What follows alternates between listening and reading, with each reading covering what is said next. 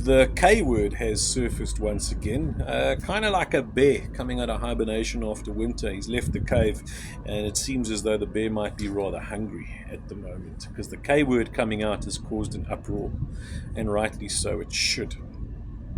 I believe in freedom of speech. I believe that this kid should be allowed to use this word without the threat of going to jail. But no speech is free. There are consequences for what you say. He's got nowhere to hide. I have no problem with the protests at his school. I have no problem with the people asking for him to be expelled. And if he gets expelled, I have no problem with that, because no speech is free. There are always consequences to what you might say. The difference is that if it's enforced down the barrel of a gun and in the legal system, then it becomes tyrannical.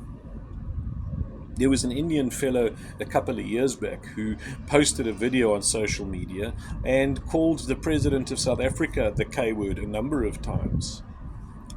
Now, that didn't even really go viral because he was Indian, he wasn't white. It's very easy to weaponize a statement and a rule and a law when it's enforced down the barrel of a gun. It's not necessary, and it's tyranny.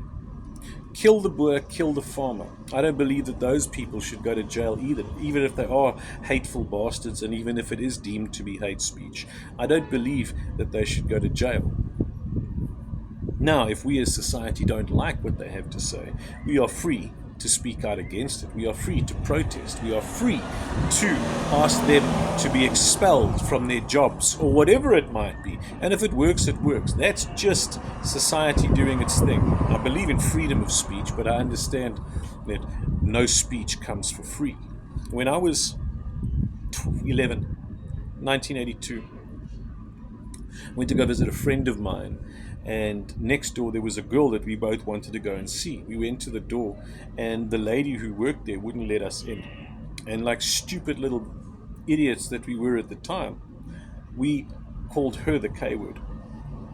This is 1982, in the height of the golden era of apartheid, let's say. What happened? She pulled out a sjambok and she whipped us. I got three lashes, one on my back, one on my shoulder, and one on my elbow. I don't remember what my friend got, but we both ran in opposite directions. He went home and I went home. When I got home, I was too scared to tell my parents where I got those lashes from, because I knew that if I told them what had happened, if they found out, I was going to get a hiding from my dad too, and rightly so. This is 1982, the most racist time in South African history, where my father gave me a damn good hiding because I used the K word and called somebody that word. There's a price to pay for what you have to say.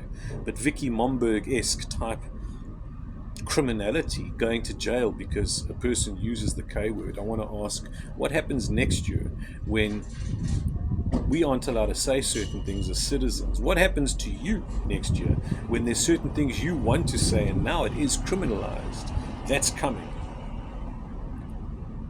The World Health Organization is going to prosecute and persecute what they call misinformation, disinformation.